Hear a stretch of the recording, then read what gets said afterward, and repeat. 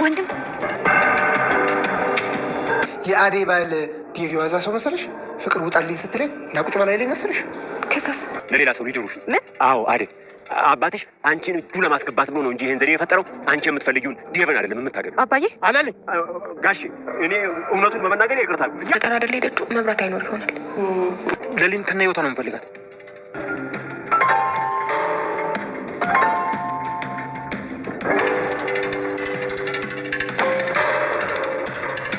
ሰላም ጤና ይስጥልኝ ወደ ቻናል ቤተሰቦች በአለም ዙሪያ ያላችሁ እንዴት ናችሁ? ሁሉ ሰላም? እኔ ጋር ሰላም። ላይክ ሰብስክራይብ እንዲሁም ደግሞ ሼር እያደረጋችሁ ቪዲዮውን ቤተሰብ ሆኖ አዳዲሶች ማለት ነው። ነባር ቤተሰቦችም እንዲሁ አበረታቱኝ። ሰራተኛዋ አደይ ድራማ አስገራሚና አስተማሪ ትዕይንቶች በዛሬው ክፍል እንዲሁም ቀጣይ ክፍል ላይ ምን ሊከሰቱ ይችላሉ ለእናንተ ልናደርስ ነው። እናንተም አብራችሁን እስከ ቪዲዮ ፍጻሜ ቆዩ ማለት ነው። አደይ እንግዲህ የሄደችበት እውነታውን ዛሬ ላይ ሰምታለች። እሷ የወደደችውን ዴቭን ሳይሆን ለሌላ ሰው ሊድሯት መሆኑ ባለሊ በኩል መልእክቱ ሲደርሳት አጎቷና አባቷ ደርሰዋል። ነገር ግን ደግሞ አደይም እውነት ክነወይ ስትልም እንግዲህ ጠይቀው ነበር። እውነቴን ነው፣ ለራሳቸው ሲሉ ነው በዚህ መንገድ ተጠቅመው ያመጡት ሲል ከአባቷና ከአጎቷ መሀል ሁሉንም ነገር አፍረጥርጦ ይነግራታል። እውነት ነው ወይ በማለት ደንግጣ አባቷን ስትጠይቅም እንግዲህ አለለኝን ሊመቱት ሲያሯሩጡት እሱም ይቅርታ እውነቱ ይሄ ነው በማለት ሩጦ አምልጧቸዋል። አባቷንም እንዴት ነይ ካላችሁ በኋላ እንደዚህ አይነት ስራ ታደርጋላችሁ ስትል አባቷም ሆነ አጎቷ እሷን ሊያባብሉና ንውስ ነው የንውስ ልጅ ነው የምታገባው የሚል ቃል ሲናገሩ ታሳፍራላችሁ በማለት ስትሄድ እንግዲህ አባቷ በያዘው ከዘራ ጠልፎ ሊያስቀራት ነበረ። ሩጣም ስትሄድ ተመልክተላታል። እነሱም እየተከታተሉ ሲያሯርጧትም አይተናል። አባትየው እንግዲህ ተሄድ ተከተሏት፣ የትም አትሄድም እንዳታመልጥ በማለት አጎትየውና አለለኝን አዘው በግዳጅ ሁለት እጆቿን አስረው የማላቀውን ሰው አላገባም ወዴትም አልሄድም ብትል ወደ አባቷ ቤት መሄድ እንዳለባት እያስገደዱ እየጎተቱ በሜዳ ሲወስዷት ነበር። ስልክም ደውላ ለለሊ እንግዲህ በደንብ ደህና እንዳልሆነች ተረድታታለች። ለሊም ሕክምና ላይ ስለነበረች እንግዲህ ዶክተሩም ስልክ እንድታወራ ብዙ አልፈቀደላትም ነበረ። ሩታና አውሪያት እያለች ነበር። አደይ ደህና ናት ወይ እኔ ደውልላታለሁ ሲልም እንግዲህ ምንስ ተፈጠረ እያለም ዶክተሩ ሲጠይቃት ነበረ። እንግዲህ ለሊም የተፈጠረውን ጉዳይ ስላላወቀች ብቻ ልክ አይደለም ድምጿ እያለች ነው። ባቡሬ ከስንት መከራ በኋላ ዛሬ ላይ እናቱን አጋቹ እንግዲህ ገጀራው ለዳኒ አደራ ሰጥቶ በጫካ ውስጥ ሲሄድ ዳኒ እንግዲህ እየጎተታትም ነበረ። እባክህ የትም አልሄድም ልጆች የሚመጡበትን እንግዲህ ቦታውን ሊያውቁት ሲሉ ነው እናንተ ቦታ የምትቀይሩት አልሄድም በማለት ጩኸቷን ስለቀው ቅምጥልና ልጇ ባቡሬ ደርሰውላት ነበር።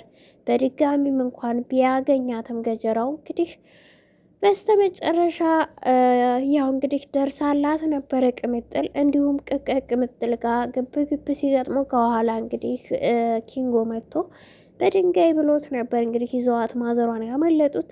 ታዲያ ከዛ ልፋት በኋላ ወደ ሆስፒታሉ መጥቶ ነበረ ባቡሬ። ለሌት ሄደች ሲል ዶክተሩም ሆነ እንዲሁም ደግሞ ሩታ አብራት የነበረችው ማለት ነው በጣም ተጨንቀዋል። ከነበረችበት አልጋ እንግዲህ ያልሆነ መድኃኒት አሳስታ ቤዛ ናት የሰጠችውና መርፌ ስለማልወድ በኪኒን ይቀየርልኝ ብላ ኪኒኑን ደግሞ የማይሆን መድኃኒት ሰጥታታለች ቤዛ። ዛሬ ላይ ዶክተሩ ከቤዛ ተቀብሎ መድኃኒቱን ወስዶ ሰጥቷት ረፍት አርጊ ብሏት በወጣ ሰዓት ነበረ እንደ እንቅልፍ እንግዲህ ከተኛችበት ቀስቅሶ የወሰደችው መድኃኒት ጭንቅላቷን ሁሉ ዙሮ የት ነው ያለሁት በማለት እያበረረ ነው እንግዲህ ይዟት የሄደው ማለት ነው። አሳብዷታል። ታዲያ በመንገድ ላይ እንግዲህ እነሱ ካጧት በኋላ ሲንከራተቱ ቆይተውም ቤዛን ቢጠይቋት ትመጣ ይሆናል በማለት እንዳልወጣችም እንዳላየቻትም ስትናገር ምናልባት በህይወቷ ፈርዳ ወይስ ሕክምናውን ፈርታ እንዴት ትውጣ ወጣ ትሄዳለች በሚል ያስደምመው ነው የእሷ መጥፋት። መድኃኒቱን ቼክ ሳያረግ ነበር እንግዲህ የሰጣት ዶክተሩ ማለት ነው። ታዲያ በመንገዷ ላይ እየሄደ እንግዲህ ቅምጥልና ማዘሯን ይዘው ሲሄዱ መተውት በድንጋይ ስለነበር የሄዱ ከኪንጎ ጋር። እሷ ግን ወድቆ ስታየው ወንድም በማለት ለሱ ክፉ የሚያስብላትና ሊያግታት ብዙ ብሮች ሊቀበልባት አምጡልኝ በማለት እንግዲህ ዳኒን ወደ ሆስፒታል ልኮት ነበር። ቤዛም ከዚህ በኋላ የእሱን ነገር ታዛዥ አንሆንም፣ የራሳችን መንገድ ብቻ ነው መከተል ያለብን፣ እሷ ላትመለስ ወጥታ ሄዳለች በማለትም ለወንድሟ ነግራው የእሷን ይዤ ካልሄድኩ እሱ ይገለኛል ቢላትም ከሱ እንግዲህ ጥፋ እያለችው ነበረ። ሆስፒታል ላይም እንግዲህ ዶክተርም ደርሶበት ለምን መጣ ሲል ትንሽ አሞኝ በማለት እህቱ እንደመረመረችው ሲነግረው እሷማ ፍቃድ ሰጣት እያለን ቢልም እህቴ መድኃኒቴ ናት በማለት እንግዲህ ዶክተሩን አስተባብሎ ወጥቶ ሂዷል። አሁን ላይ ዳኒ እንግዲህ ለሊንም አላገኛትም። ለሊ ግን በራሷ እጅ ከጥላቷ እጅ ገብታለሽ ማለት ነው። ወንድሜ በማለት ከወደቀበት ስታነሳውና እንግዲህ ሲተያዩም እሱም እሷ ላይ አፍጥጦ እሷም እሱ ላይ አፍጥጣ ተመልክተናቸዋል። መጨረሻው ምን ይሆናል የሚለው እጅግ በጣም ከባድ ነው የሚሆነው ለሌሊ። ዝሮ ዝሮ ከገንዘብ ጋር እንጂ የሰውነት ባህሪ ልክ የሌለው ሰው ነው። አሁን ላይ ሌሊ እሷ መሆኗን ካወቀ አሳልፎ ለአክስቷ እንደሚሰጣት ወይስ ደግሞ ባቡሬ ይደርስላት። ባቡሬም ሆስፒታል ሂዶ በዶክተርና በሩታ እጅግ በጣም ቁጣውን ሰንዝሮ ጓገጭ ሲልባቸውም ተመልክተናል። እነሱም እንግዲህ በሁኔታው ይቅርታ እያሉም ተመልክተናቸው ነበር። የአደይ ጉዳይ ግን እጅግ በጣም ነው የሚያሳዝነው። ዴቭም እንግዲህ የአደይ ስልክ አይሰራም፣ ምን እንደገጠማት ባላቅም፣ አንዴ ኔትወርክ ነው መብራት ነው እያሉም እንግዲህ ከሮማን ጋርም እንዲሁም ትዬም ቢሆን ሙሽራው እያለችም ስልኳ እንዴት አይሰራም በማለትም እየጠየቀች ነው።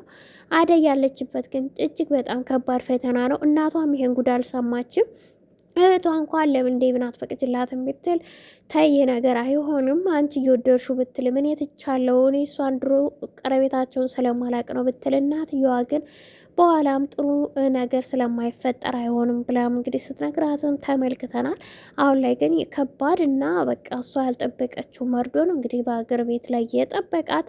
አባትየውም አምኗል እንግዲህ አልትመጭልኝ ሲበጃ አልገባ ሲል ምን ማድረግ ነበረብኝ ታዲያ ለማላውቀው ከተሜ ልድርሽ ነበር እንደ ድሮስ ብሎ እንግዲህ እውነታውን ነግሯታል። አስገድደውም ሲወስዷት ተመልክተናል።